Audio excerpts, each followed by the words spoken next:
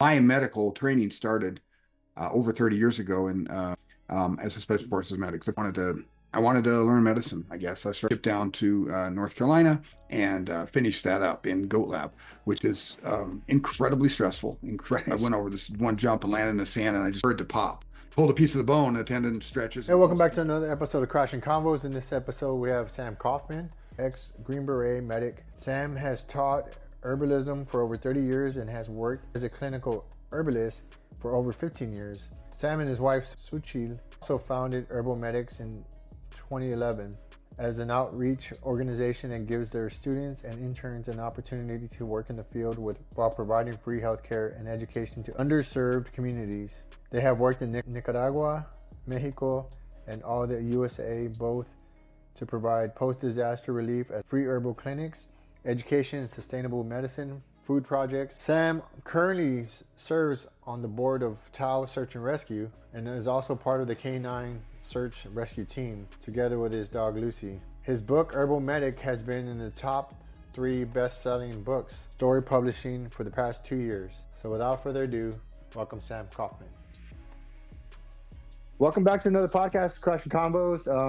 He has a vast wealth of knowledge and experience, and I fortunately got to see his place in New Mexico when we went on our way up to Colorado last year. And I was just in awe. It's right against, if you guys, mountain bikers, right about, it's in Taos, right near the South Boundary Trail. So it kind of gives you a frame of reference. But it's beautiful. I can't imagine what it is there now. You guys got snow on the ground? We have a lot of snow on the ground, especially when you get up into the woods. Yeah, we were doing search and rescue yesterday with canine with my dog Lucy, and I didn't put my snowshoes on because the trail going back in there had some cross country ski tracks and it was fine. And then I got out, and once I had to get off to go because I was subject. Oh no, we were searching first, and so the guy that was the subject, who was a teammate, was going out there, and as soon as I got into that, I was like, almost hip deep in places, and I was like, oh man, I should have put on the snowshoes. But then it's like, do I go back? And then we had a limited amount of sunlight left, and it's like, man. So I ended up fighting through knee to hip deep snow most of yesterday. So yeah, we got lots of snow here for sure. Oh man, yeah, it's been pretty crazy here. It's no snow here in Texas, but we got temperatures down in the teens last week, and this week it's nice and sunny. And we just got dumped on with a bunch of rain. Probably all the same moisture you guys got, but we just got it in the form of rain, which we need, because it's pretty wild, like how you could see a lot of our lakes have just like hundreds of feet, away from the shoreline, and it's wild to see. And it's kind of sad, but at the same time, I hope we got the rain in the right areas. But yeah, either way, I know we're not meteorologists, but that's just kind of the reality of our world. Yeah, and San Antonio, that's of course how I met your wife Sandy. Was we both went to the acupuncture school to get our master's degree in acupuncture and oriental medicine there in San Antonio, and we lived there for 15 years, really. Well, almost 16 years, I guess. And I remember the first year we moved down there was 2007, and I had just gotten into med school there actually at UTESCA. And that year was just, there was so much water. I remember driving down there. I had a little Kia that I bought, to basically as a city car. And it was like, constantly having to deal with turning around, turn around, don't drown. And it was like that way that whole year. And then, gosh, you go fast forward about 5 or 6 years later, and there was something like 3 years in a row where there was, minimal rain, and it was this huge drought for so long. And all the lakes there just kind of started disappearing. Yeah. So yeah, that's good. You know what I'm talking about. I forget, for whatever reason. I know that, but I somehow forgot that Yeah. you were here. Not that bright sometimes. But yeah, so if you could kind of just get a little bit in your background, or like how you got to where you're at now. Sure. Yeah. So I run a school called Herbal Medics Academy, aka the Human Path, and it's it's an outdoor. It's a lot of ways to describe it. We cover so many subjects that relate to outdoor and wilderness training and wilderness first aid, wilderness first responder certification, of course, but also beyond that, austere medicine, and then really, I think the biggest Are by far our largest curriculum and our largest revenue for students is the herbal medicine portion of it. So herbal medicine from a Western standpoint, but also from a TCM or traditional Chinese medicine standpoint. Now that I have my MSAOM and I'm actually able to practice and work with that as well. My medical training started over 30 years ago in 1980. Well, herbally, I was probably interested in it and just checking stuff out and doing some different courses and reading a lot of books in 1980, 87 or so. But I went back into the military, my second time back in the military as a special forces medic. The first time was I was an interrogator in 97 Echo. It was a 96 Charlie back when I started, and then they changed the MOS a few years later. But it was basically the same thing. So I was a interrogator, which really meant I was a linguist. I was a liaison and a translator and an interpreter in the east along the east-west German border back in the days when there still was one. So it's 1982 to 1986. Got out, went to school, got my degree in linguistics, and then came back into the military, the special forces, and I wanted to be a medic. I wanted to learn medicine, I guess. I started getting interested. So it was 1989 to 1995. So it was my second time around. And so during that period of time, I got very into herbal medicine as a way to integrate that with allopathic care, or with Western pharmaceutical medicine, especially in the field. The mission of a special forces medic really at that time was very much focused on austere medicine. Things kind of changed during a lot of the urban stuff that happened in the Middle East. And so the mission had changed a period, but it's going back to that. And they're calling it prolonged field care, but it basically is austere medicine. So that, the medic portion of the 18 Delta course back then was 1 year long. Just the medic alone, that was phase one. They called it phase one. And you still had two other phases to go, assuming you got through the selection to get in there in the first place. And that was back then, a 300 F1 course. It was in San Antonio. That's how I met my wife. I'm originally from Colorado, but I met her down there. And that was the first 8 months was there. And then the last part of it was called Goat Lab or Med Lab, was in North Carolina, of course, at Fort Bragg, and then Camp McCall. But that portion of it was I would say the whole medic portion of it, of that phase one, is kind of like I say it for me. I would say in retrospect, it was kind of like a cross between a combat paramedic and sort of a meatball level nurse practitioner. Like if you put those two worlds together, because you had to be able to function in an austere setting, right? I mean, your medical director, an MD or a DO might be 2,000 miles away, and it's up to you. And that was formed on the idea back in the Vietnam War of like an SF team could go into, say, a village and could create out of a small village, could create a battalion-sized force as sort of a leadership functional thing. And the medic was sort of the backbone of that because, of course, back then the idea was, well, hearts and minds, austere medicine. One day you might be delivering a child, the next day you might be a broken arm, and the next day it might be an epidemic of flu or something. Whatever, you had to be able to deal with all of those things. And that's very much the kind of medicine that I like, that I was really into. Anyway, and then like, how do we take herbal medicine and combine that with it? So that really was the beginning of kind of my journey over 30 years ago. And then it became a school. My idea was to start a school, and I started the first version, the 1.0 version, back in Manitou Springs, Colorado, again, about 28 years ago or so, maybe. And it just didn't take off. I didn't have the resources or the training or the experience to really be able to pull it off. It was sort of a summertime only thing. And it was fun. I mean, I really, it got my survival skills up, my kind of solo, I would say survival skills, because I tested myself on all of that stuff all the time. I'd go into the woods with just a knife and an elk skin. That was everything. And I'd stay out there for many days, maybe weeks, even sometimes, and just, foraging, all of those things, living off the land, learning, friction fire, all the things that I had to do to be better at that. And then, of course, herbal medicine was always kind of a component of that too. And then fast forward, I had to raise a family, and fast forward about 15 years, and I started the version 2.0 in San Antonio, Texas, when we went down there. As I mentioned, I had kind of given up on the school idea because raising a family and making a living and everything. I decided at some point, I was like, you know what? I'm going to try to get into med school. So I went back to work full time, went to school part-time to get all my pre-med stuff done and MCAT and all that. And I got into a bunch of med schools, but I was 42 when I started down there in Uteska, San Antonio, and some stuff happened financially, and I really had to choose between family or med school. And so I walked away from med school, and within 6 months of that, this property kind of dropped in my lap, a 50-acre property up in North San Antonio, hill country there. which is now suburbia almost. But back at the time, it was very, you know how much that area has grown, but back then it was really almost kind of like being out in the middle of nowhere, even though you're just off of 281, you know, up kind of towards Bulverde. So that became the version 2.0, and it just took off like crazy. I mean, it just like it was amazing. And so I just started creating curriculum, and by that point I was ready, you know, and I was able to do it. And so at the time, we did everything from like, you know, bow making and blacksmithing and, you know, wilderness survival and urban survival and post-disaster survival were kind of a part of it, along with lots and lots and lots of herbal medicine, you know, but a lot of stuff in the field.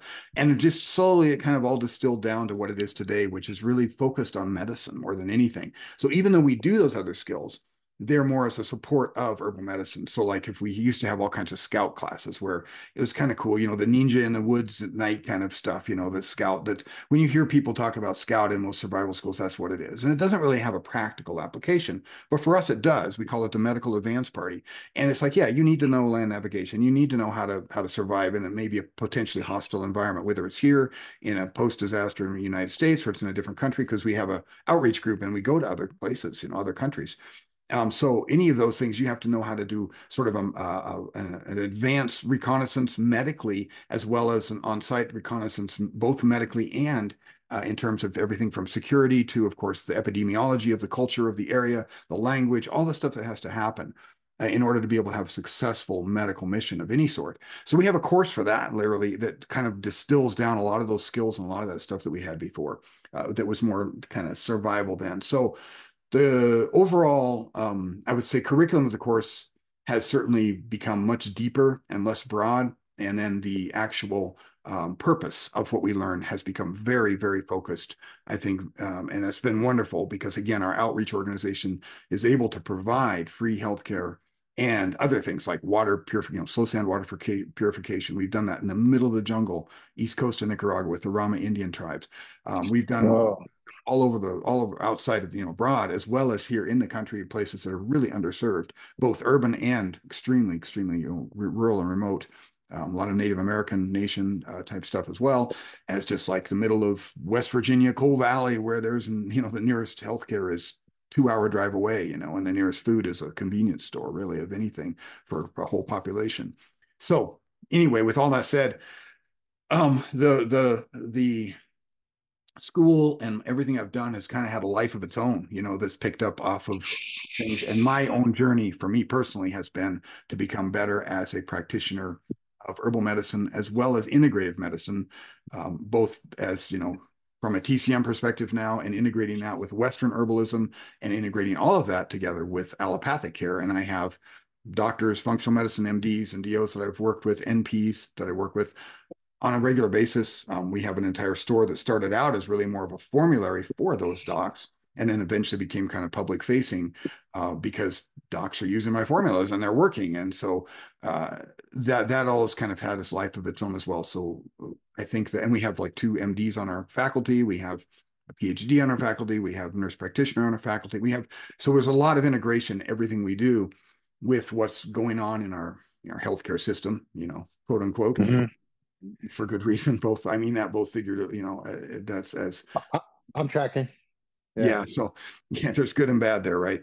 But at the same time, also growing what I do as a practitioner, becoming better as a clinician. And I think TCM, traditional Chinese medicine, has helped me on an herbal level very much with that because I'm able to get a lot deeper into layers of what I think are sources of issues that are otherwise just kind of like I always say, like playing whack-a-mole with herbs if you approach it from a Western standpoint. It's like, well, you know, you've got somebody who's, you know, 55 years old, perimenopausal, can't stop gaining weight, thyroid, you know, Hashimoto's thyroiditis, you know, blood glucose issues, cortisol's out of control, stress, all that stuff. You can't just, you know, say, well, let's deal with this, and then let's do it, and then something else pops up, and you deal with that. And that's how pharmaceutical medicine really deals with it. But the difference is that pharmaceutical medicine is much more pinpointed and can actually change, you know, hormone levels, for instance, in a certain way that even though it still isn't fixing the cause in any shape, way, or form, herbal medicine isn't as potent in that specific way. It's a more underlying. When you talk about plant medicine, you're talking about tens of thousands of constituents, maybe. So as opposed to a single molecule or a single compound. So there's a whole different way you have to approach that. But the paradigm of saying Western, hey, let's, go after one hormone at a time just doesn't work. But the paradigm of traditional Chinese medicine, herbally, is incredible because you can actually get to the underlying causes from a different paradigm and a different perspective. So I found that's added a whole different layer and meaning to what I do as a clinician. And that's been a great journey as well. And that's the journey that I met your wife at during the school there that I went to.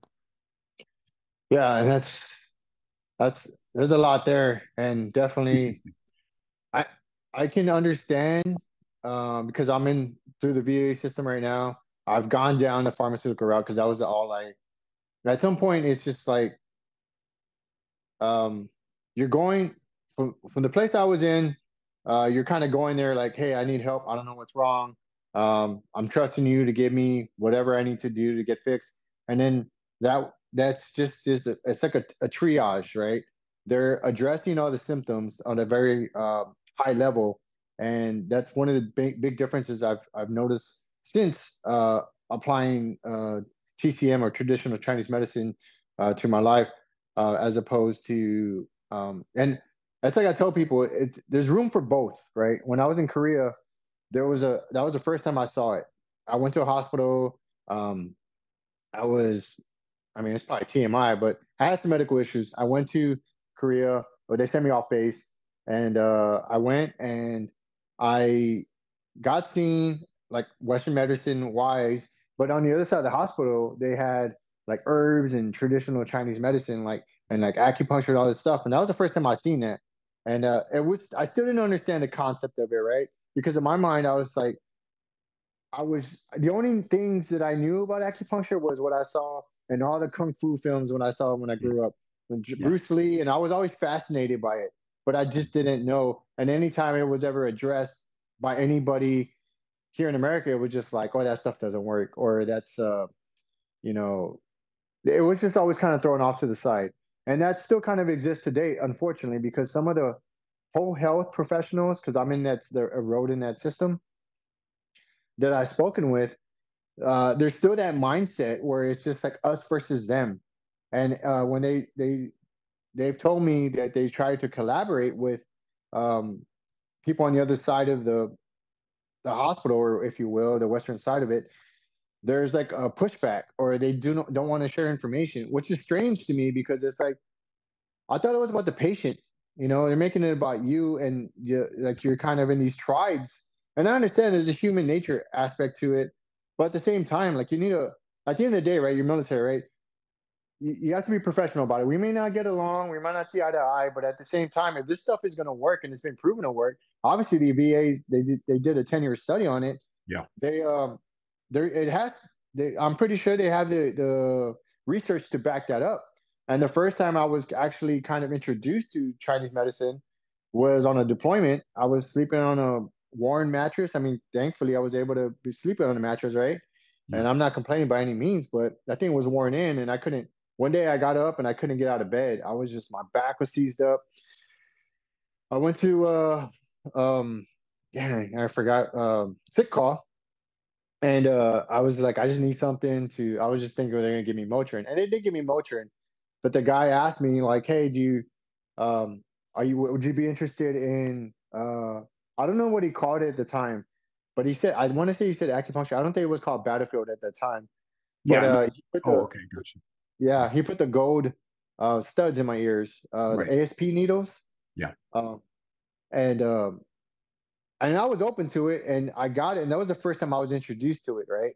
And Yeah. of course, people on base were giving like, like were looking at me like that, thinking I was cool, because I had gold studs in my ears, not knowing, and they're like ignorant to what it was. I mean, to a certain extent, but at the same time, that kind of started my journey and my interest into it. Um, Fast forward, like I've been for what like 5 years. We went to like a community off of Groupon in Boston.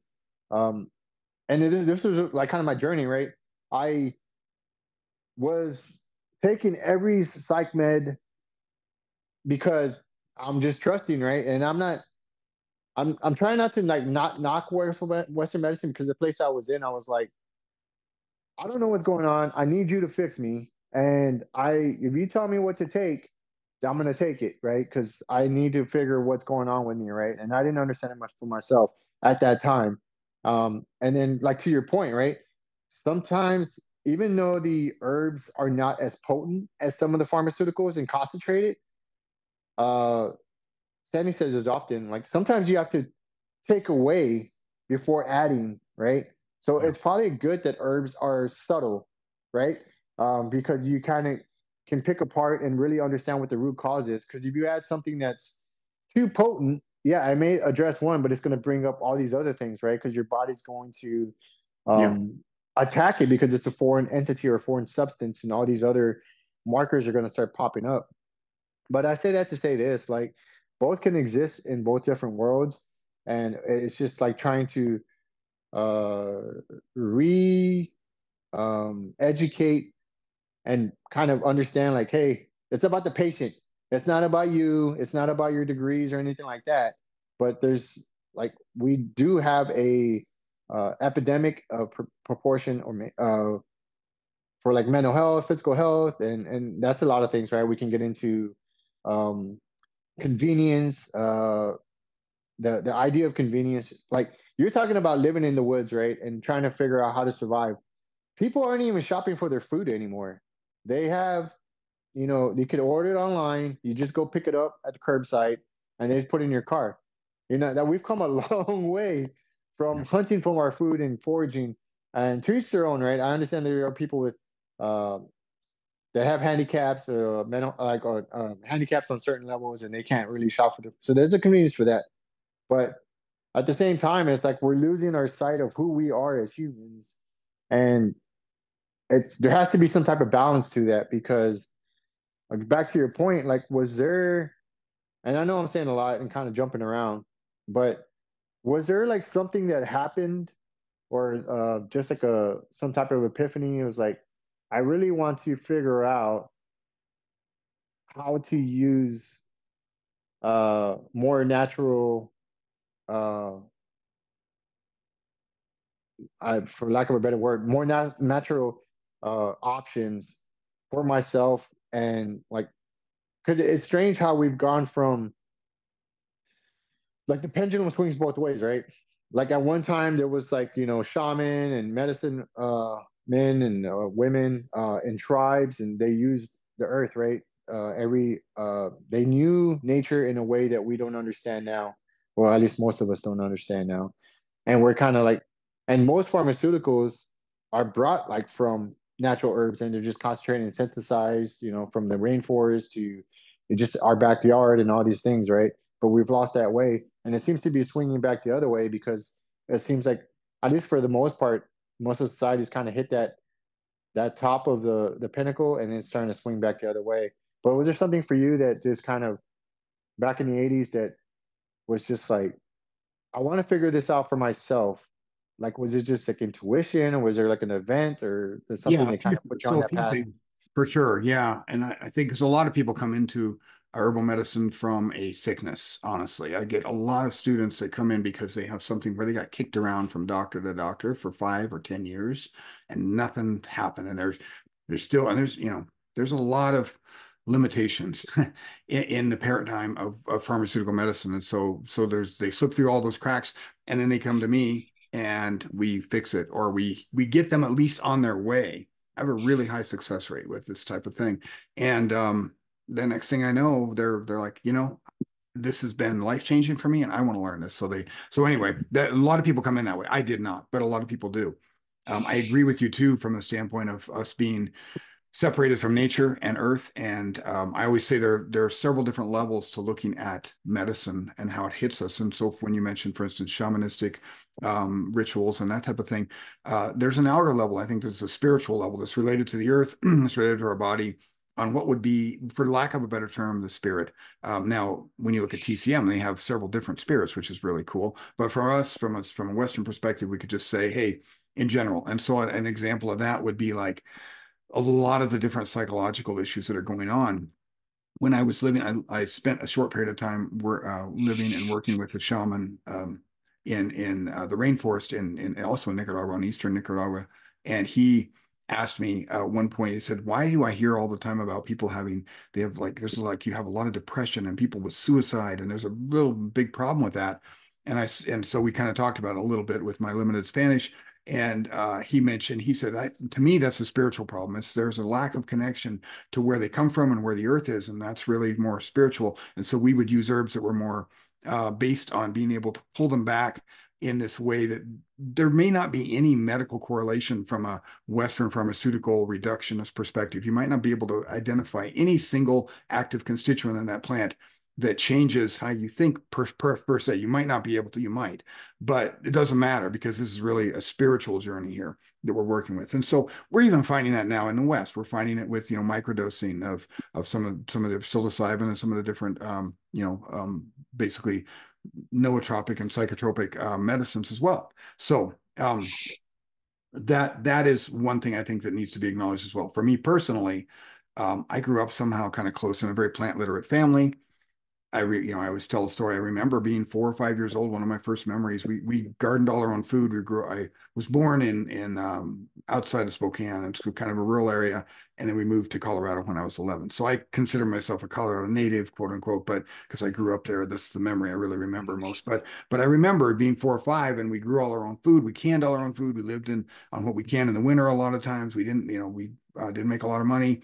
And so, but we had some land, and both my mother and father were farmers. And so I remember my mother explaining to me at an early age, that the plants that she talked to did better than the ones that she didn't. And I remember talking to plants when I was 5 years old all the time. So there was already a connection there. I've also been very much into martial arts since a very young age. And I remember getting a book from the library. I think it was called Kung Fu and it was like an introduction to a lot of stuff. And in the back, they had this whole Qigong thing. And they had these pictures from like demonstrations in China, like in the 60s, of these Qigong masters that were like lying on like 10-inch nail spike bed and holding, cinder blocks and having the cinder blocks smashed and standing up and having no marks on their back and stuff. And I was just like, I was entranced with that kind of thing. And they had all these different Qigong exercises. So I remember, even though I was into, I guess what you would say more, the first martial art I kind of got into was close enough I could bike to and I could afford with my paper route money, was kind of a Korean, karate type martial art.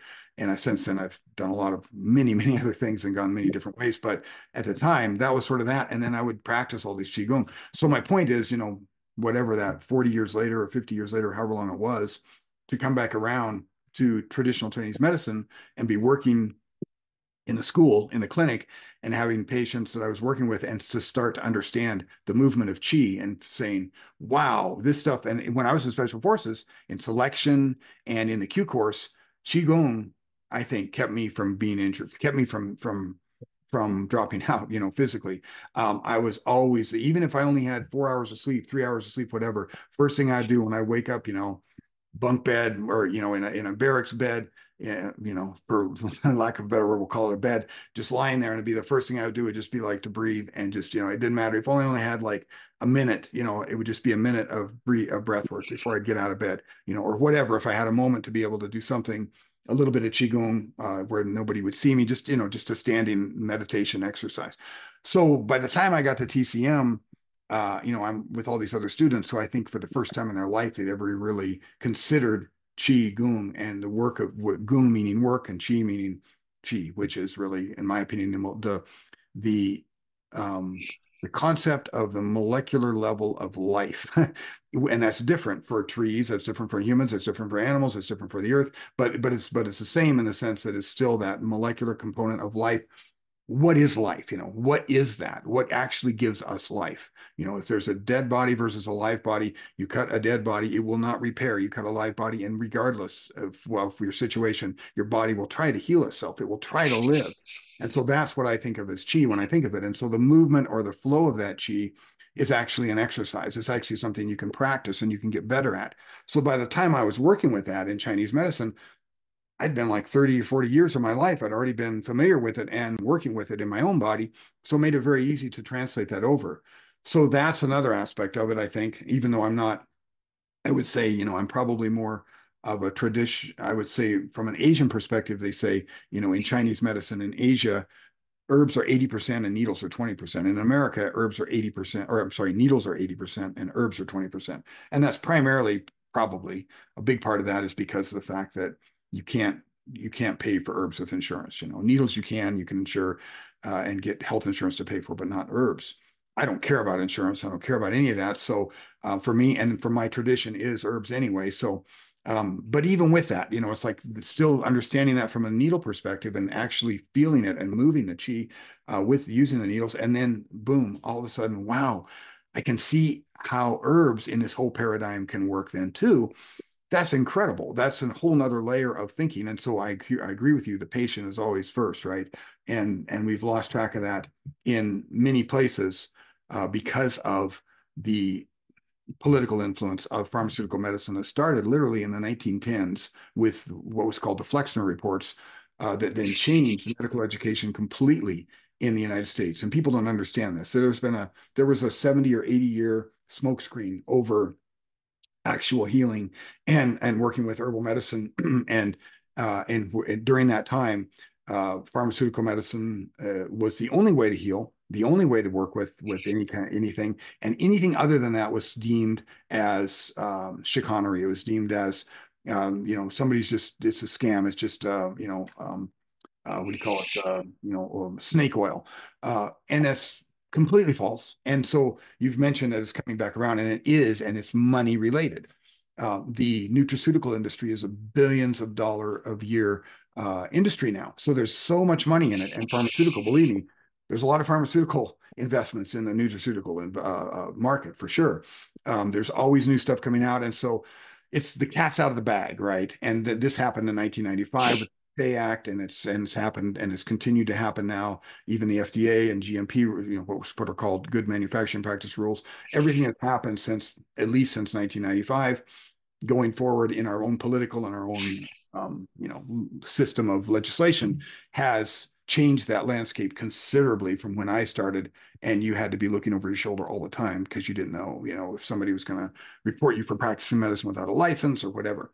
So it's a whole different environment. And because of that, I think regardless of what, well, assuming that we don't have a huge collapse, or something happens, but if we continue the way we're going, I think there's no question we're going to continue to see herbal medicine become a more integrated part of our medicine. And I'm all for that. I used to be kind of like anti-pharma, which was ironic because I had to, learn and use pharma as a medic, of course. But I kind of went through a phase where I was just like anti-pharma for a while. I was like, no, that doesn't answer the question either. You've Yeah. got to be able to use both and you've got to be able to work with both. And so I see myself more as a translator between, the worlds of TCM and Western herbalism and Western medicine. How can I translate? And this works. I mean, because I work with doctors all the time who are very much into it. They don't have the ego. They want to help the patient. They just want to see somebody get better. And they realize that's why I came into medicine in the first place. I want to help people. And it doesn't matter if I'm using herbs or I'm using functional medicine and nutrition and I'm using lifestyle and I'm using pharmaceuticals when I need to and whatever. So I think in the end, to be optimistic about it, while a lot of other things may be falling apart, that I think is something better, assuming that we continue to have the multi-billion-dollar market that we do with nutraceutical medicine. Right. That's the first time I've heard nutraceutical medicine, but it always has to, there's always a fancy word to kind of Yeah, recapture that idea, right? So having said that, you brought up something about like losing your ways spiritually, right? In the military, used to talk about five pillars or four pillars. It was like social, like to combat, like, so it was like social, physical, but one of them was, I don't remember all of them right now, but one of them was spiritual. And that at that point in time when I heard that, I I I understood it, but I really didn't understand it. You can understand like a concept of it, but having said that, fast forward, and I agree with you, right? There was a part with me, I was like anti-pharmaceutical, and then I started to realize very quickly, fortunately for me, was like, yeah, there are good and bad parts to everything, right? There's good and bad, and some people exploit something good for their negative use, and vice versa, right? Or it's just like lack of training, lack of understanding. But yeah, at the same time, I understood like at the place I was, I needed to figure out like to kind of stabilize me. Not to say that I mean stabilize, at least get me back to homeostasis, right? To under like back to balance, and so I can kind of start to figure out what's going on for me internally and start to figure that stuff out. But having said all that, I learned quickly right afterwards is like, no, there was a place for that. Like, if you break your arm, I want it fixed right away, right? Yeah, there are natural ways to do that, but we could also use technology to, or Western medicine advances that we've had to try to remedy that a little bit quicker, right? And then I'll cap that off on the end, and which I have when I fractured my collarbone, my wrist, all these things. I've used Chinese medicine to uh, expedite that the healing, right? Or not so take me out of that trauma response or that fight or flight, because your nervous system is shocked. I remember one time, I think I ripped my arm apart. That sounds more. I split it open, right? It was, and then I got stitches, but then I couldn't eat for a couple of days, and I just felt like crap and all these things, right? And what it was, I went to go see Guerrero. I want to go see Guerrero, and he reset my because I ask all these questions, right? Because I also understand like you could go to Joe Dispenza, you talk about the visualization of healing and all these things, right? And so I started to practice all those things. But what I noticed after he gave me treatment was my appetite, because I couldn't have an appetite. Like I'll drink water and I would like throw it up. Long story short, probably too late. My body was like in this like I was still like in this what's the word? It's State of not shock. sympathetic. Yeah, yeah, it was still in a state of shock. And so after he gave me treatment, he like reset that. I kind of see like a accessing the human body electrical panel, and then kind of like flipping switches or whatever, or just using the natural Mhm. through acupuncture. And right after that, my appetite started to come back. I started eating crackers and stuff like that. But that's to my point, right? You could use both of them.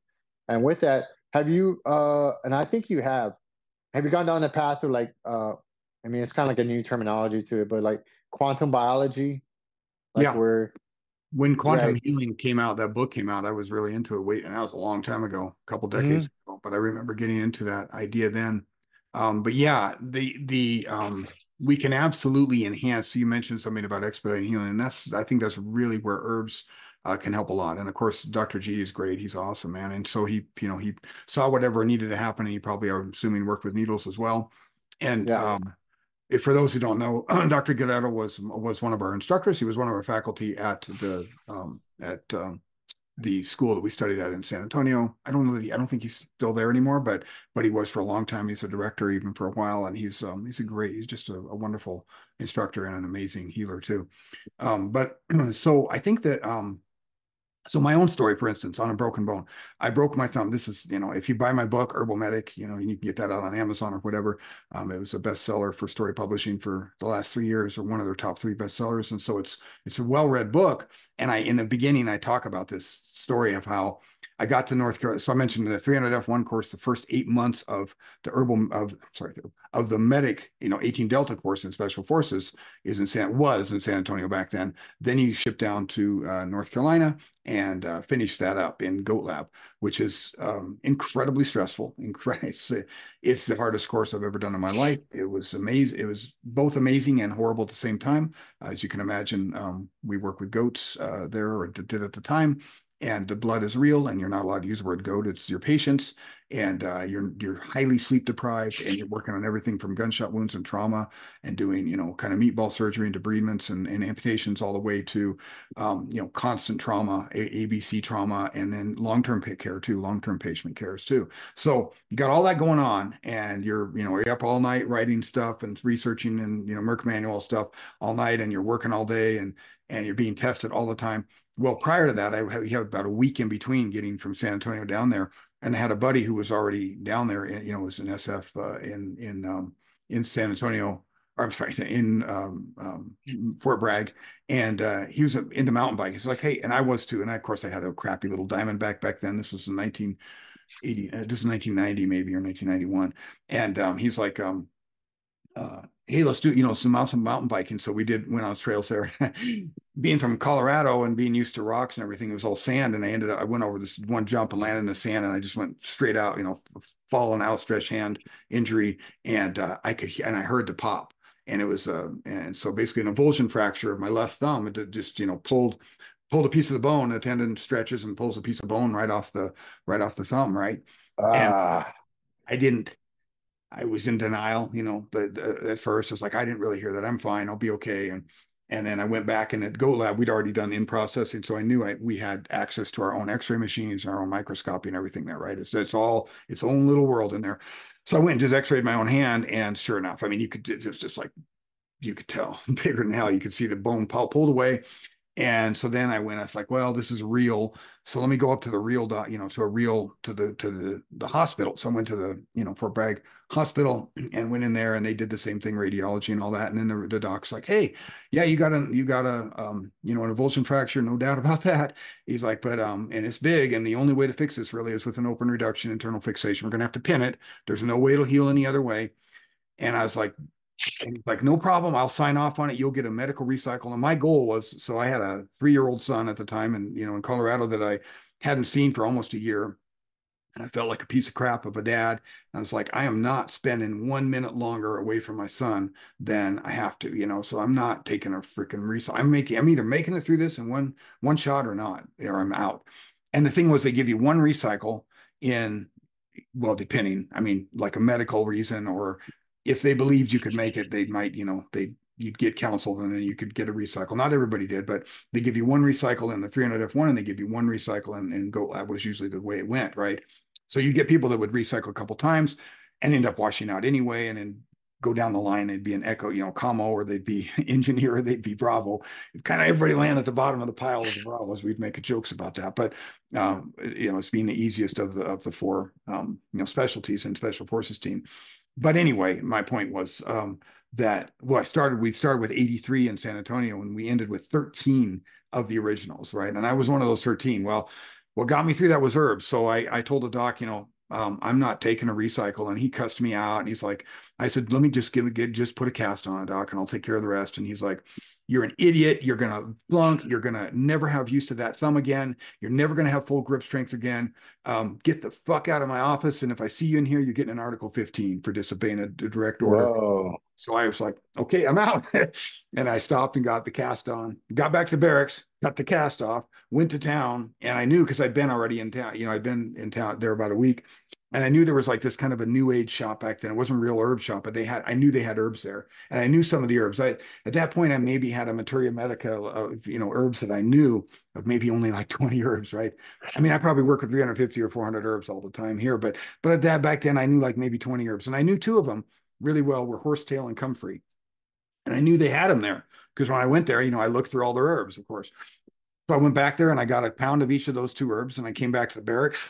God, when I think about it, I was just like, that was a lot of balls, because it's like I put everything and hid it underneath my locker, because I was scared to death they were going to think I had pot, I had weed. Oh yeah. And I thought, any instructor saw this, they were going to think immediately weed. And even if it wasn't, they probably wouldn't even test. They probably just kick your ass out. They, maybe make you Yeah. do a urine test, and if positive or negative, and kick you out. Not going to believe you. It's just how it was. It's like any chance they could to kick you out, they would. Was my experience anyway. Is there So a anyway, tolerance? I made little baggies of this, and I took 4x4 gauze, because we had tons of medical supplies, and I put them in the baggies, and I just made these poultices. So I just get them wet, and I just put it on there. And I don't even think I'd really read much about that. I just kind of instinctively, like, let's just get the herb into this thumb. And I made these, these baggies. And so I keep them in my cargo pocket, and about every 3 or 4 hours, I go in, I take off the old one, and I'd wrap it up with like an ace wrap, and I put the new one on there. So I had this ace wrap on my thumb the whole time, and I had like, and it would always have like wet spots in it. The instructors kind of looked the other way. We had to divide the class in half, and I lucked out. The half I got had microscopy for like the first 4 weeks instead of trauma. So the one half, because they didn't have enough room for everybody to have trauma. So half the class got trauma, half the class got microscopy. So for 4 weeks, I was able to basically just do that and kind of do my own physical therapy. And And then by the time emergency trauma came around, and it's heavy duty trauma, man, you're doing a cricothyroidotomy on a goat every single freaking day. It means you gotta be able to reach that trachea, pop that trachea up, and pop up, and get your airway into there because they're putting gloves down the their nose. I mean, they really have no airway, literally no airway, and they're gonna have a bleeding problem. They're gonna have circulation. They're gonna have a breathing, sorry. So it's going to be an ABC for you no matter what. And it might be different stuff here and there, but there's no airway. And man, I know it's my non-cutting hand that I have to grab that trachea with that I broke, my left hand because I'm right-handed. But man, my thumb would just ache for like, sometimes for hours afterwards. But I just keep that poultice on there. And I know they knew because I had to fill out a report about it. I know they knew it. They knew I needed an ORIF, but the instructors were just like, let's just wait and see him quit, and I didn't. Yeah. I made it through and I passed all my tests. And it was hard work, but and at that point in my head, it was like, herbs work. Yeah. They work incredibly. And so now I can tell you, yeah, I know the inflammatory cycle that happens on an energy and injury. And I know the Western explanation for that, with hydrostatic pressure on one side and osmotic on the other, and how we can increase that, and the lymph capillaries in there too, how we can increase that. So we're not trying to reduce inflammation. We're not giving NSAIDs and that kind of crap. We're actually increasing the speed of that inflammation to work through so we can clean that area out so it can heal faster. We can get proliferation faster too for the next stage of healing. And it works, approaching it from the Western standpoint like that, it all fits and it all works. And I can point to 100 herbs at least that we could use for different processes and parts of that process. And it's very effective. So why wouldn't we use it? Hmm. That's one thing that, I mean, that's fascinating to hear. And it also, I was thinking about because all the injuries that I've had since mountain biking, right? Um, I've learned from each of them different things, both mentally and physically. And one of the things I learned, and it sounds like you were saying, well, one, like TCM works. Two, and now I visualize it because I'll ask Sandy or Dr. Guerrero, like when I feel like a needle go in, I'll feel like a sensation, let's say in my foot or whatever. And they're like, oh yeah, that's the whatever meridian. So it's like the visualization of, and then once I started to understand, like it's trying to move stagnation. So like what people will see as inflammation, it's just like I kind of visualize it as uh, a pipe, right, that's being clogged. So it's like if we're trying to move that stagnation, we're trying to get that bad blood out, which is liquid, and then get it moving and get the body's like natural healing process and try to push all that bad stuff on as opposed to just keeping it there. And then the second part that I caught it. I mean, I don't know if it's my term. Maybe I heard it, but I like to call it like functional therapy, I guess. And that's um, so like when I recently when I've just what did I break? It's pretty bad. You can't remember what you broke last. Um, I think it was my wrist. But one of the things as soon as I got the cast off, I was using this I had it around here, but it's got some bands and you can like pull it just to get the movement, the blood flowing, kind of moving a little bit. But then I picked up my bow and like pulling on it, right? A little bit, see how much I could pull. I started to do things that I would normally do, Yeah. uh, to as opposed to just the stupid I don't want to say stupid. The exercises they give you, they're just like do this and do that, and it's just like no, like and then it's another thing, like I don't take any pain meds. It's because I feel like the pain is there to let you know how far you could go or not go, right? And listen to it. If you take pain meds, it numbs that and you don't know, and you could get re-injured because you don't understand what your limitations are. Right. So those are kind of all the things I kind of picked up and I kind of related into, or it's like parallel to my injuries that I've had.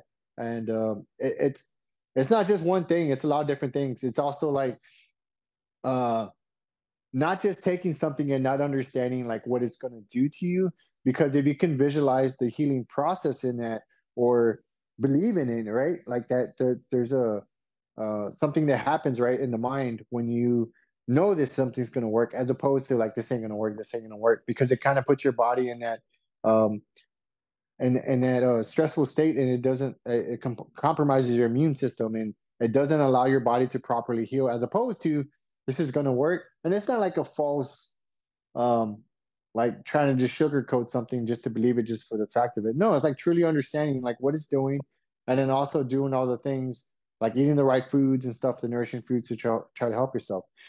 Do I do this all the time? No, but I try to like bone broth and stuff like that, things that are actually going to help you, herbs. I'm better about it when I'm really injured as opposed to, I don't know, if I have like a headache or something of taking my herbs. Yeah. But those are all things that we can do to participate in our healing, as opposed to the convenience that I kind of alluded to earlier of like, just give me a pill. You know, you give me a pill, it's gonna work. I'm gonna go about my day. I'm gonna do all these things. I'm gonna, watch horror movies and put my body in this stressful state, and it's not gonna properly heal, or it's gonna take longer to heal, as opposed to another thing I noticed too, like when I broke my hand, I couldn't ride. And when I first broke my hand, that's when I realized, like, because I put all my eggs in the basket of like mountain biking, right? It was like almost like a finding a religion, right? To a certain extent. And it was just like, this is like, because it was like another step, another rung to take me out of where I was, right?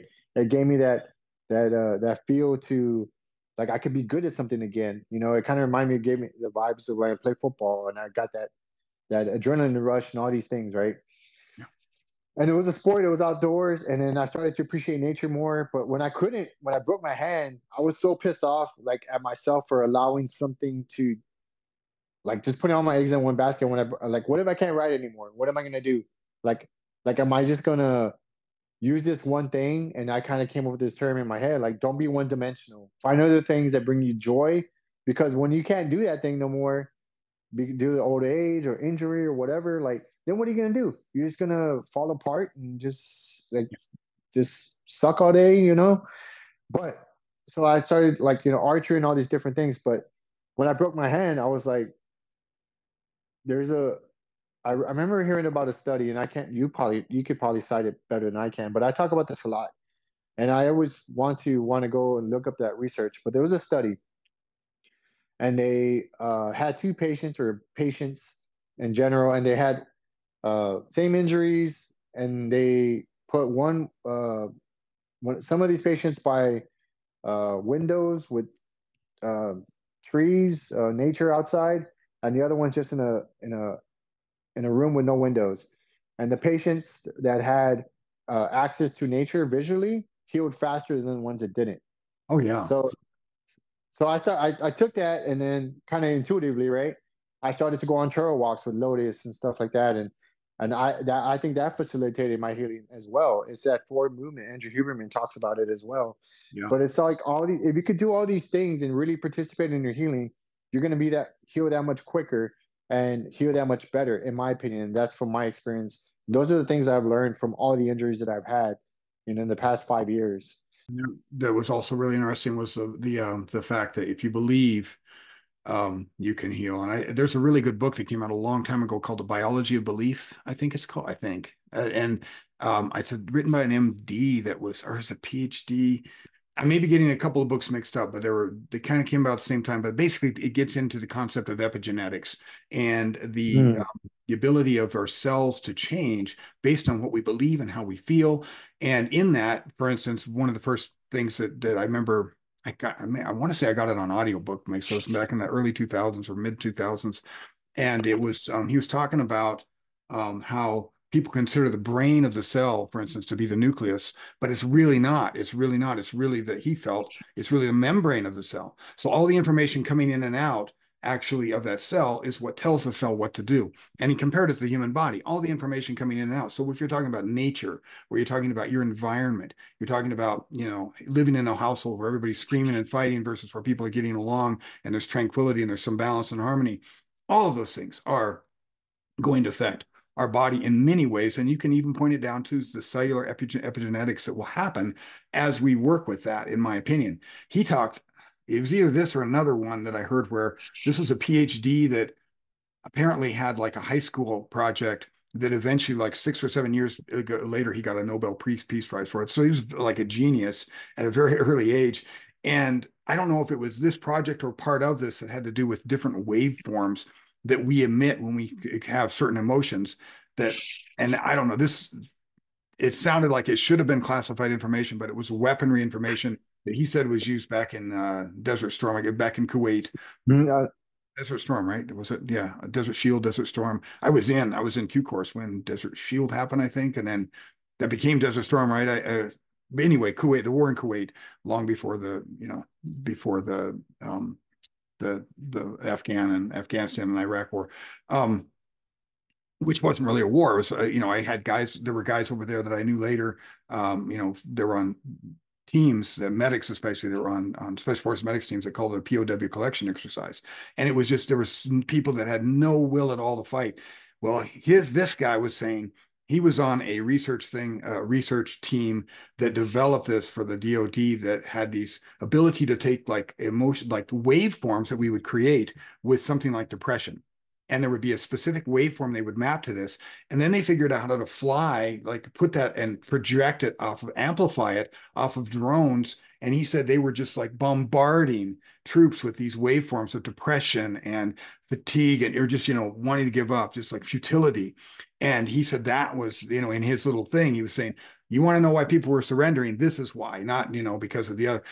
It's like, well, I don't know if it's true or not, but I remember thinking it's really fascinating, and I don't doubt at all, because you know as well as I do, probably in a military situation, especially, that one bad personality, one bad attitude can destroy an entire team. And conversely, one good attitude can make everything happen. You just have one person, that's all it takes, out of 12 guys on a team that's just got a problem with everything, and this isn't going to work, and that, and it's just like an infection that starts to grow. mhm, So we do that, right? And the same thing is true internally with healing, and our external environment is absolutely tied into that.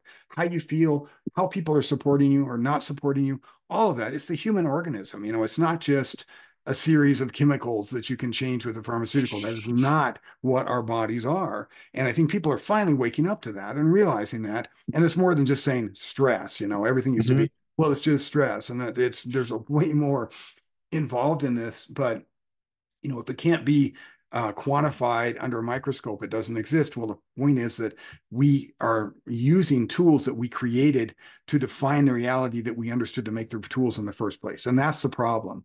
When you have that problem, you can't actually see outside of your own little tunnel. And so it takes other paradigms like TCM or like Ayurveda or whatever to be able to see part of the paradigm or part of the big problem, the big picture, let's say it that way, from many different aspects, right? It's like the five blind men who are describing an elephant by what they feel, right? So this is where we're at as a species, and we need everything we can get, I think, to be able to proceed and to grow and to evolve.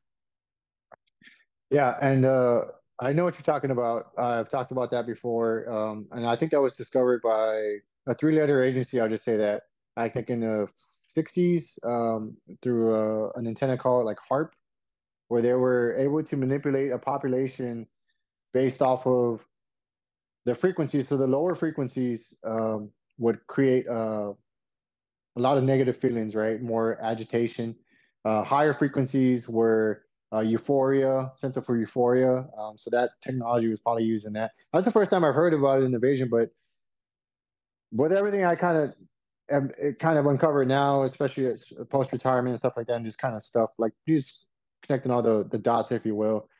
It doesn't surprise me, right? But at the same time, I mean, I don't know if it's true or not, but it doesn't surprise me, especially that everything is kind of uncovered now. Having said that, going to kind of back, have you you know about Masaru Emoto's research at all with with water and Yes, the studies right. he did with Putting waves water? through water and then using, yeah, yeah, yeah. That's pretty famous. Yes, cymatics, all those things, right? And then like, so I've talked about this before. I mean, that attitude, right, will infect like that negative attitude, that positive attitude will affect. And I've also kind of used it like if you're walked into a room where somebody's real negative, you just kind of feel gross and stuff when you leave. And that's that transformation that happens, transmutation transformation that happens on a cellular level by that energy that's being emitted by that person, that frequency that person's putting out. And it sounds like hocus pocus stuff. Probably people listening like, oh, I'm done. But no, if you actually do like a little bit of research, especially in the age of information and how fast it moves, and you No, can access it right now, but just people are just, it's crazy how much more lazier people have gotten And I'm included with that. I'll throw myself in there. You ask somebody like a question, like you could just Google it, or you could just search it up and see if somebody's full of shit or not. But if Yeah. you just do a little bit of research, you could find like this information. Masurimoto, it's a study of water and how it changes. There were just do a real quick one, but they put like as the water is freezing, they put a negative intent. So going back to your plants, talking to plants, the positive music. They put a jealousy into the water and see how it freezes, like how it forms. Yeah. Also, sure, the positive emotions would uh, form in this beautiful geometric pattern, and the negative emotions were like chaotic and really like sporadic and gross looking comparatively. And we are primarily water, so we kind of just take that on the whole and go do your own research. You'll see what we're talking about. But all those things are relative to the human experience, the human consciousness, and thoughts, and all these things can affect us negatively or positively. So, Yeah. I mean, and we were there's so much money in the defense industry. I remember looking at National Geographic. This is at least maybe even 2 decades ago, but certainly at least 1 decade ago, when they were showing camouflage patterns. They had all these camouflage patterns, and not just camouflage patterns, but um, camouflage and structural integrity of things like filaments that were being borrowed from insects and some animals like reptiles and even and amphibians. They were able to like change their, like a chameleon, for instance, or spider web. And so all the stuff was in this National Geographic, and there were pictures of like there's a picture of a guy wearing one of these uniforms, and he's standing like in a brick wall with that's only like waist high, and then like a tree behind him. I mean, you could find the National Geographic. I can't remember exactly, but it's like he's got like the brick wall is, his uniform is changing to the pattern of the brick wall on the bottom and to like the tree behind him on the top. And I just remember the guy that was being interviewed had worked for DARPA or something for who knows how long. He's like, this is just the stuff we're allowed to tell you. yeah. Think about what we actually really are doing. And when you can imagine that this is the stuff we're telling you. And it was incredible, like, spider web stuff for or spider strands that were something like three or maybe more than that times the tensile strength of steel, cables. Mhm. It's pretty incredible stuff. And that's the thing too, right? Is that whatever they're showing you is just like they probably had the technology for like 20, 30 years already, and they're just allowing you to release it. So, yeah, there's all kinds of um, things that we don't know about, but we also it's I think Mark Twain said is like truth is stranger than fiction. I think Hunter S. Thompson's had something similar to say that, but it's true. The truth like is stranger than fiction. Yeah. Like the things that we don't understand or know, and we're kind of being taught how to think as opposed to what to or how to think. Is there's definitely a big difference with that. Um, but I'm glad because sometimes I talk about some of these ideas and these thought processes, and I have to kind of like check myself. I'm like, am I reading this right? Am I like just because I mean it's fun to talk about one, but at the same time, like, is there truth to it? Especially with AI and everything else nowadays, it's hard to understand what is real and what isn't. Like, I don't know if you've seen some of these videos that they have of famous people, and it's AI generated, and they're saying these things, but it's not really them. But it looks real, and you could tell it's a little off. But like, I'd say like in 6 months, like that technology is going to evolve, and it's going to be even crazier. So, um, Yeah, truth like is definitely stranger than there's a fiction. there's a famous meme that I love or something that goes something to the effect of it's a quote, in quotation marks, and it says, don't believe everything that you read on an internet meme, and then it's attributed to Abraham Lincoln. I saw something the other day. It was like the thumbnail on a YouTube, and it says, "Atheists find this difficult to believe." And I said something like, "I looked at Sandy, I was like, an atheist reading this is probably like, I don't believe it." But it's just crazy, like what we think we understand about our world, and then like the deeper you dive, and it's not just in one subject. Kind of going back to kind of bring us back on track earlier, like. And I think a lot of people, especially in professional medical fields and like neuroscience and neurophysiologists and all these different things, are finally starting to they everyone, even like astrophysicists, Albert Einstein and Nikola Tesla, have always they've all hit a point where there has to be something bigger at play here. You know what I mean?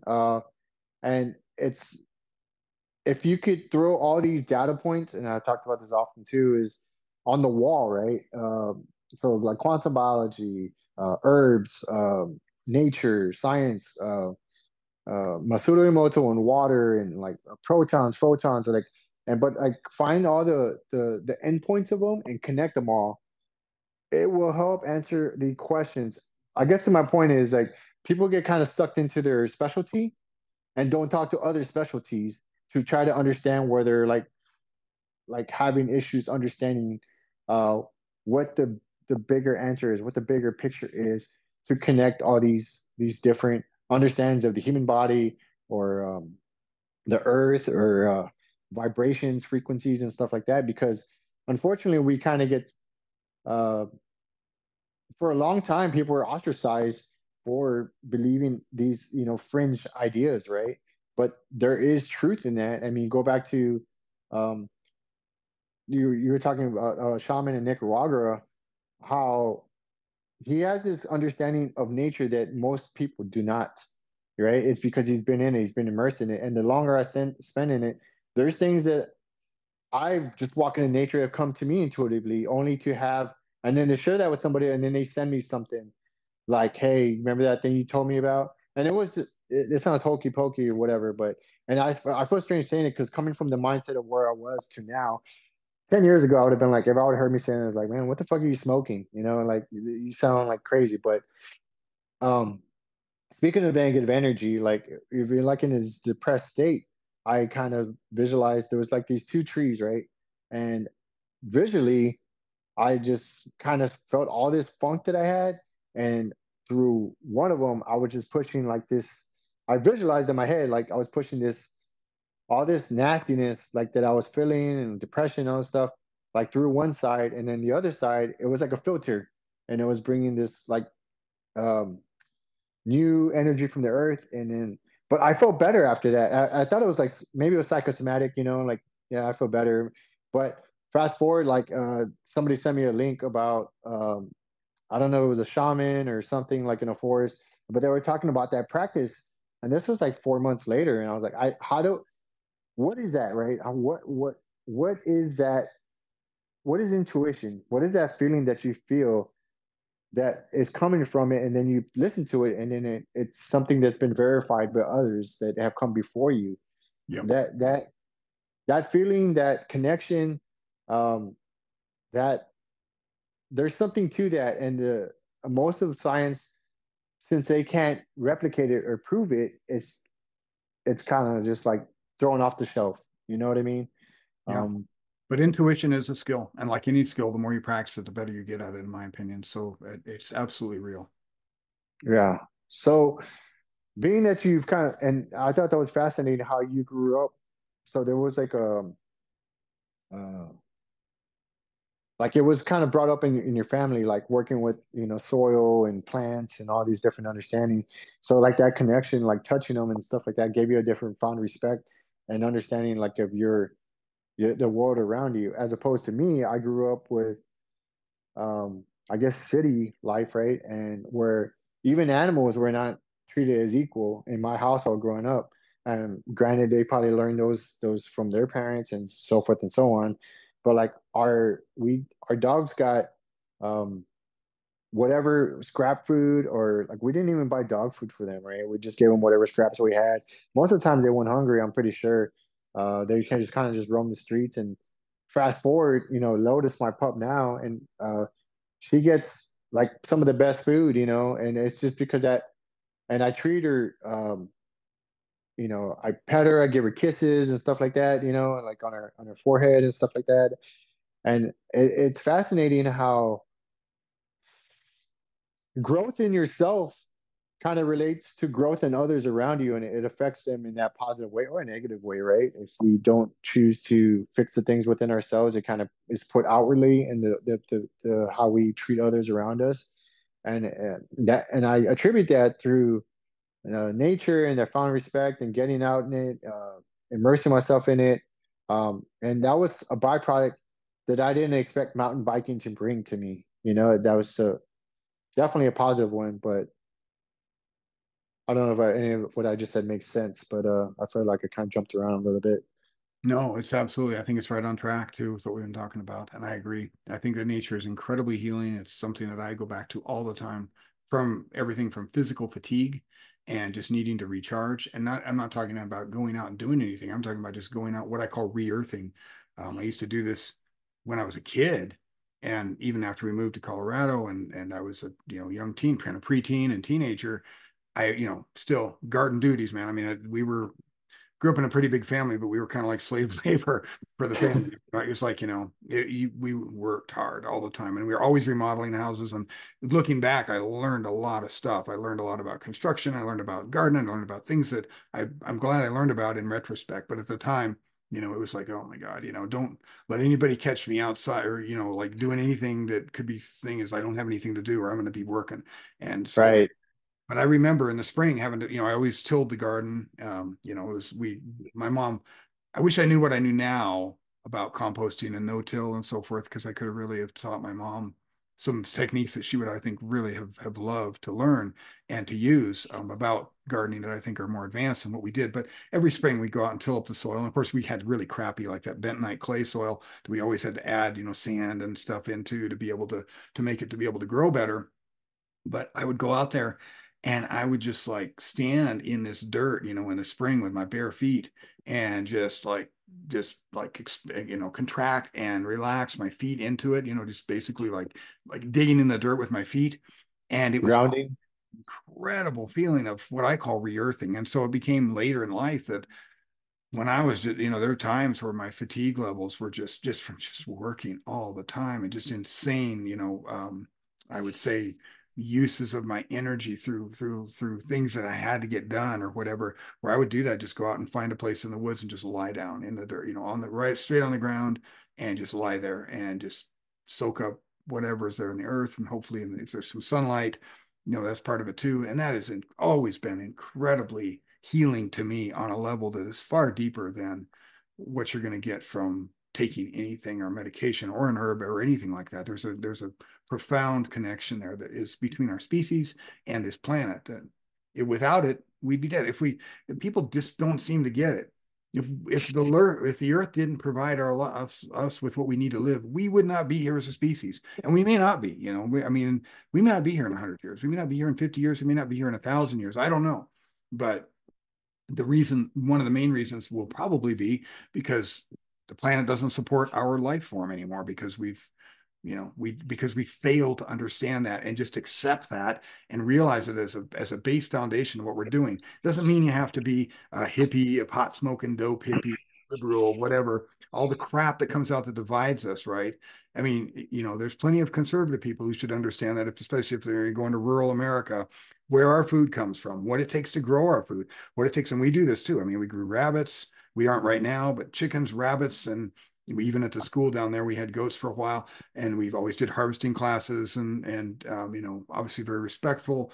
How do you work with your food, whether it's hunting or whether it's raising, that connects you to the planet? And there's definitely a gap there when all you have to do is go into the grocery store on aisle 13 and pick your meat out, and it's like it does not connected to this living creature that went through all the stuff it went through to be able to give us that food. So that connection, I don't care. It doesn't matter what side of the political spectrum in this country you're on. It's all bullshit, in my opinion, the way that we've divided all of that up. And there's freaks on both sides that we should stop listening to completely. Shouldn't be getting any kind of airtime. But if we get to just the kind of concept of we are a species that needs air that's clean. We need water that's clean. We need food that's clean. We need to understand where that comes from and respect that and love that. There's a certain kind of biophilia, it's what it could be called, of love of life, that has to be there too in order for us to survive. So, that I think without that, we're probably doomed as a species. And so hopefully we'll get there. Yeah, I agree 100%. Amen to that. Like, it's that reconnection because we're just disconnected spiritually, naturally, like on so many different levels. And it's it's just finding that balance, right? I mean, granted, we're probably never gonna get rid of technology, right? I mean, unless we have an EMP or something, that's a whole different conversation. But it's like, how do we find that like that balance within everything, right? Like, too much of anything's a bad thing. Uh, but it's just trying to find for ourselves individually how do we coexist with and not like exploit and like overuse and just you know um harvest everything to the point where we don't have anything left. Um, that's what it is, right? Like it's, and that's why one of the reasons I started picked up a bow. I asked my brother, he's a hunter, um, uh, and I was like, I want to learn how to use a bow because I really want to start to learn how to process. I want to in my perfect world, I would love to kind of just go out like hike or trek or whatever the proper term is, like 50 miles or whatever, and just find game, process it and come back. Maybe 50 miles is a little bit much to start out with, but either way, that's my goal is to just kind of go track and all these things. And I'm not saying I understand. I don't think I have any false understandings of what that entails. I know it's rigorous, especially like if you do process it and you do bring it back, you got to bring it back in sections. And so either way, it's like I wanted to back to the point of to for myself because at some point we could preach from the mountaintops, right? And say we need to do all these things, but if you're not doing it yourself or not learning how to do it and teach others by, it's like in the military, right? Lead by example. Yeah. So if you're not doing these things, then how can you talk about them? But it's me for me right now. One of the purposes of this podcast, and there's like many different. Um, it's like a catch-all, and it's also to talk about these ideas and talk about like how to go about it going forward. And it's also meeting people like yourself that are actually doing it and try to learn from others that have been doing it for some time, and then kind of educate myself and then educate my family and so forth and so on. Affect my circle right in a positive manner. Yeah. But I know I don't know the answers. And one thing I did learn in the military is you're not going to have all the answers, but if you get all the smartest people in the room, maybe you'll come up with a good answer, collectively. And that's us as a species, as humans, is um, we need to lean on each other to get anywhere in life. We can't do it on our own. You can do it on your own, but it's a lot harder. So if you could find that circle, that tribe, if you will, kind of go back to it. And we could talk more about that some other time. Uh, but yeah, there's just this intuitive pull that I've had for the past 4 years, like just something's been telling me like prepare, prepare. I don't know what that means, but I've been trying to do all those things, and it's like trying to find people like yourself that are actually doing that, can live off the land and all these things. But I don't know. You know, I know I don't know everything, but I know that some people do know some stuff, and I can learn from those people, Yeah. and I That's can teach them whatever I know. right. Exactly. Yeah, it does. I agree. Community is where it's at. I think you have to recognize that first. That's difficult sometimes. It depends on where you're at in life. Different people. I used to be very think I could do everything on my own, and now I realize, and as I grew in the school, I realized you can't. You have to have a community in order to make this happen.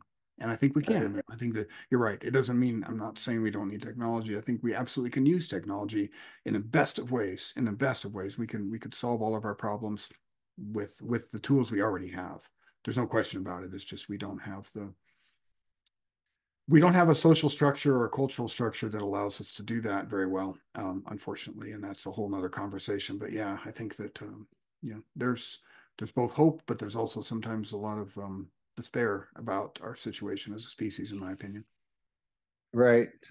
Definitely. And at the same time, like I know what you're talking about, and it's for me, it's like a lot of this stuff is out of my control, but what is in my control? What can I do to set myself up in the best ways that I can? And I'm not just talking about doom and gloom. I'm just talking about in general. Just even if let's say in the next 5 years, it's like I'd rather be wrong about my feelings than right about them. But even if I'm wrong, I still want to know these things, right? I still want to know how to process, how to harvest, how to get deeper in nature and really try to understand it. Get back to um, our roots, so to speak. there was a book I read. It was called The Rise and Fall of the Comanches. God, I'm gonna forget it. I was looking around to see if I have it.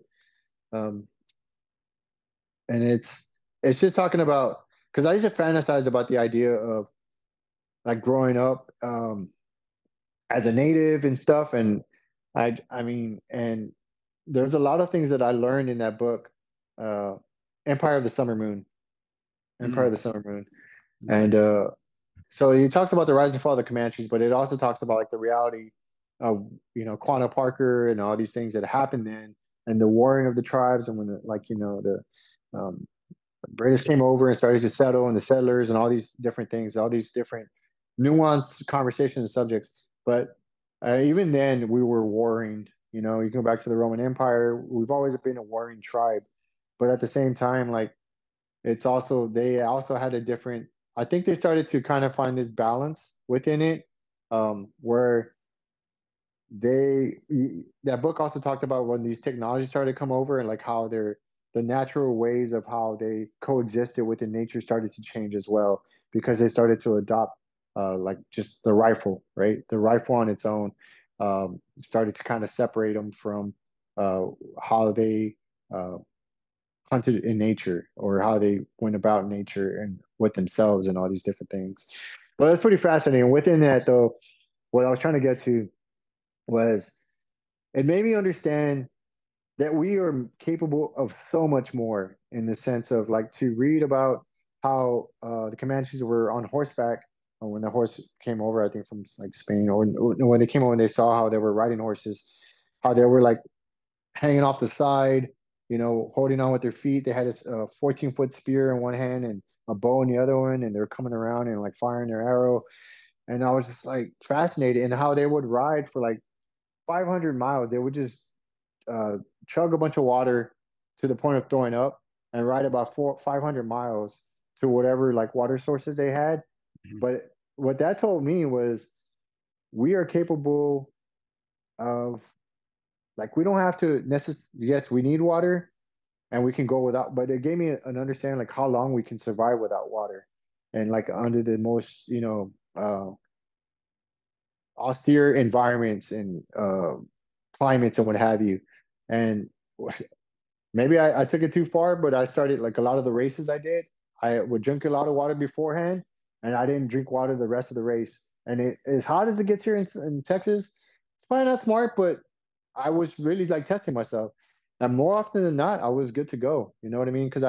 I think because I accepted the idea that I can still get water if I needed to. I'm still within a certain range of water. And so if I start feeling whatever, then I can go get it. But I mean, I did the things necessary to properly like hydrate beforehand. And then I would chug the water before the race and then I would, race and then I would drink water afterwards. But that's started to like teach me and my body started to adjust to it. And I don't recommend anybody listening to go do that, to each their own. If you want to try it, that's on you. Um, but it just gave me this understanding because we have the same biology, we have the same anatomy as them. Granted, they lived in different times, they were a little bit more conditioned to that way of life, but it just kind of broke down the walls of like this what we've been taught in the sense of like need to have these things in order to survive. And yes, those things are true, but we can go a lot longer, a lot further, and we're capable of so much more than I guess I originally understood, if that makes sense. Yeah, absolutely. I agree. Totally. So it's just like understanding that and kind of really trying to push your limits uh, within reason. I guess like in peacetime, like in training, right? You rather train in peacetime, yeah. So that way, when like shit hits the fan, you kind of know you're not having to learn those things, when Yeah. it's not peacetime anymore. But Right. yeah, Train like you fight. Yeah. yeah, exactly. But Sam, I mean, if there's anything else you want to get into, we can. But if not, we could we could always have this conversation another time, get into other things.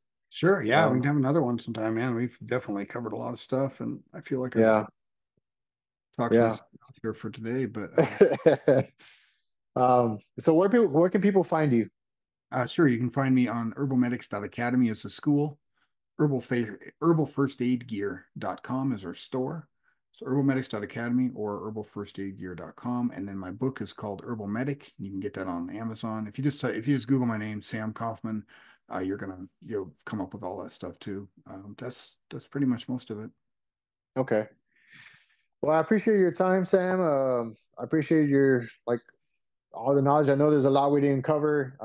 Hopefully, sometime in the future, I can go hang out with you for a little bit and go just follow you along and help you in every way I can and try to learn from you in whatever way I can. The place you got there is real beautiful, and I look forward to seeing it grow and seeing following you along on social media and see how things are panning out for you. Yeah, thank you, Simon. It was great talking to you too. I look forward to maybe talking again. And yeah, you guys were always welcome up here too. So Yes, sir. Well, I appreciate your time. Have a good one, and go seek out Sam's book and give him a follow on Instagram and check out what he's doing over there. Bunch of good stuff. great. Yes. Thank you. Take care. Thank you. All right, let me push stop. Thank you for listening and watching this podcast with Sam Coffman. If you feel this podcast has helped you in any kind of way or brought some new information to you or can help somebody else that you know of, please forward or share this podcast. Click like and subscribe. That helps with the algorithm on YouTube or whatever platform that you're listening to this on. And thank you for your support. Appreciate your time. To the next one. All right, out.